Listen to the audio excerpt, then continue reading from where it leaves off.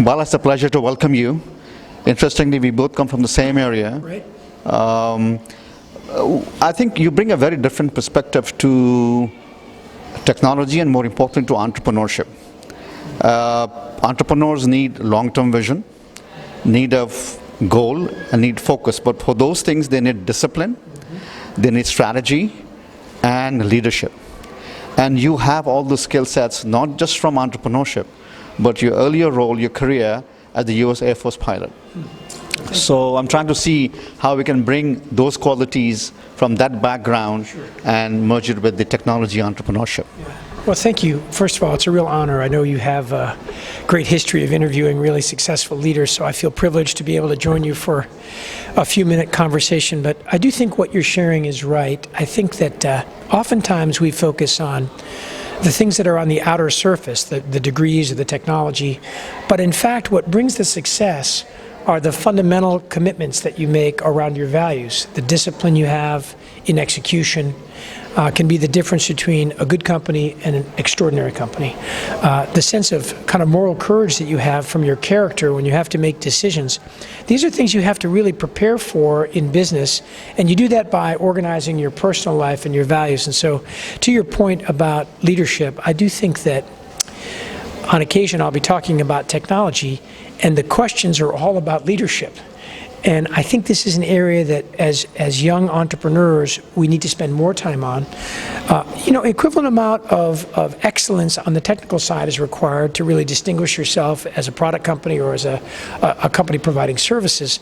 But the real difference between companies, distinguishing features of companies, comes down to the quality of their leadership team, whether they can attract and keep the highest performing employees, whether they can build trust with their customers. All of this comes from the leadership. And so I'm really grateful to you. I appreciate that. I do think I felt very blessed to serve our nation, the United States of America, in the profession of arms. We had 26 wonderful years of service, culminating in command and combat, and I felt very blessed by that. And I think, to your point, those values that I learned and honed, building great teams, helping others achieve their potential, being part of something bigger than yourself, these are all actually things that translate very nicely into business.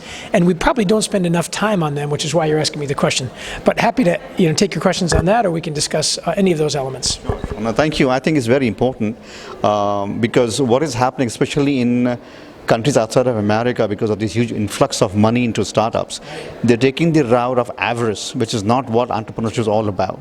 So I'll bring my focus back to entrepreneurship. You're starting a very new company, exciting company in the AI space, and AI is everywhere. That's the new buzzword. I don't know how long it's going to last, but it's currently the buzzword. But we can dissect AI in many different ways. So I wanted your take on what your company is focused on. Sure.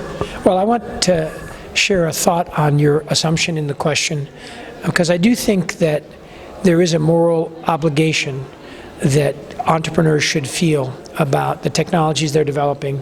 They should have some understanding about the purpose and intent. I think, frankly, great companies understand their purpose, so that's important as an entrepreneur and leader to know.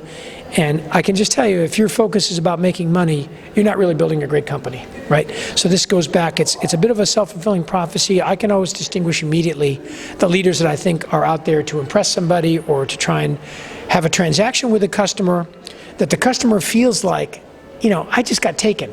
And sure, you make a little bit of money, but you don't build a long-term business and trust with a customer. And so I think entrepreneurs that focus too much on the avarice will find themselves in kind of a self-defeating loop in a very competitive market where trust is the currency. But we're Balan's team, I really give the team credit. We're focused on the application of artificial intelligence in national security and intelligence environments. We think there's a bit of a crisis there where there's much more information than we can possibly understand in the time that we need to understand it to prevent harm. We're very interested in saving lives, very interested in preventing the loss of life, very interested in everything from finding missing children to being able to, if someone does have a weapon outside of an environment, they shouldn't have a weapon, to recognizing that and having our law enforcement community respond.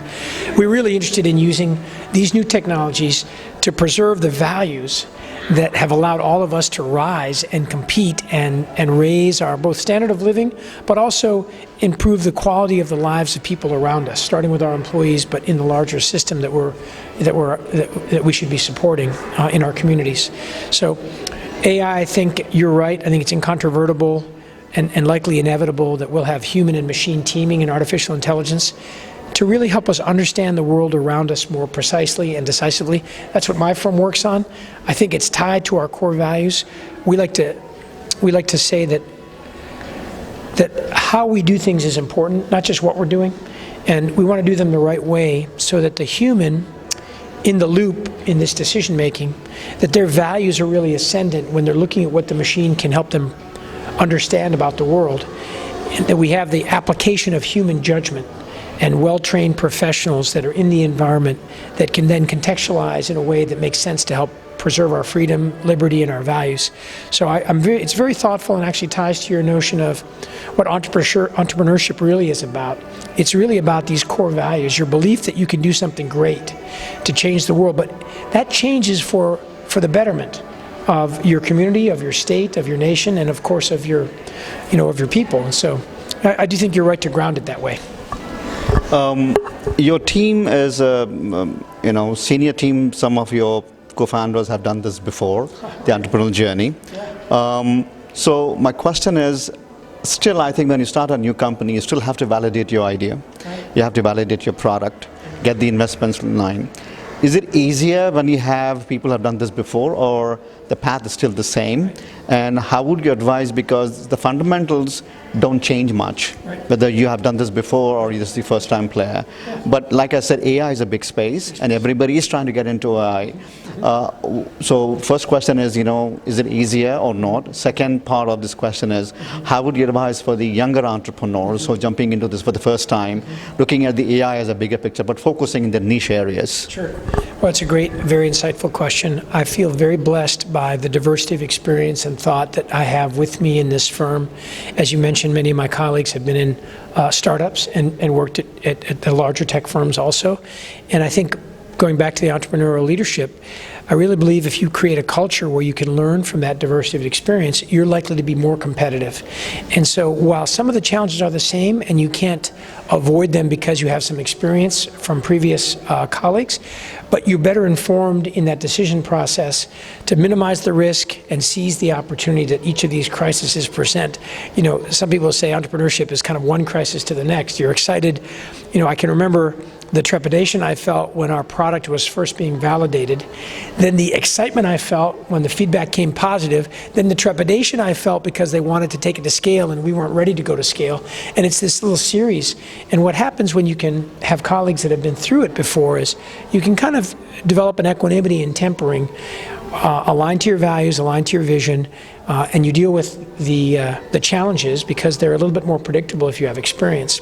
But they don't go away because you have experience. So the advice I would give young entrepreneurs is you want to build a team of varied backgrounds, and you want to try and build a culture that you can learn from that, so that as a company, you're as competitive as you can be in every aspect of the entrepreneurial journey. That means getting your funding from venture capital. That means the product market fit, taking advantage of the experience others have had in that, and in particular AI. People say AI, but AI itself is not a product.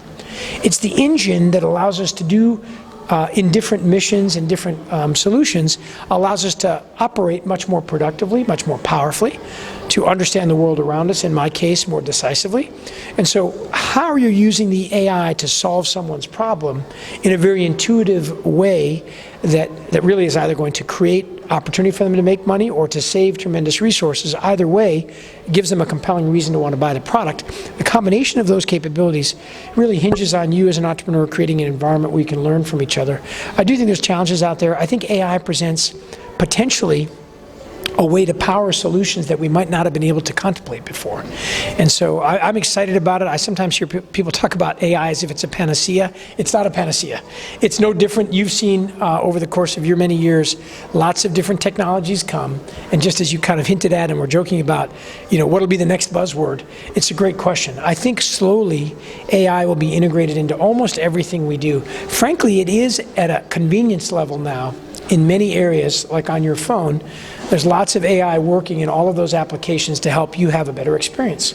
And we'll just see that kind of progressing into more and more of our daily life to help us understand the world. Well, wonderful thoughts, great takeaways for everybody, especially me. It's a pleasure. It's a pleasure. Thank you so much. Thank you so much for your time. It's a real joy.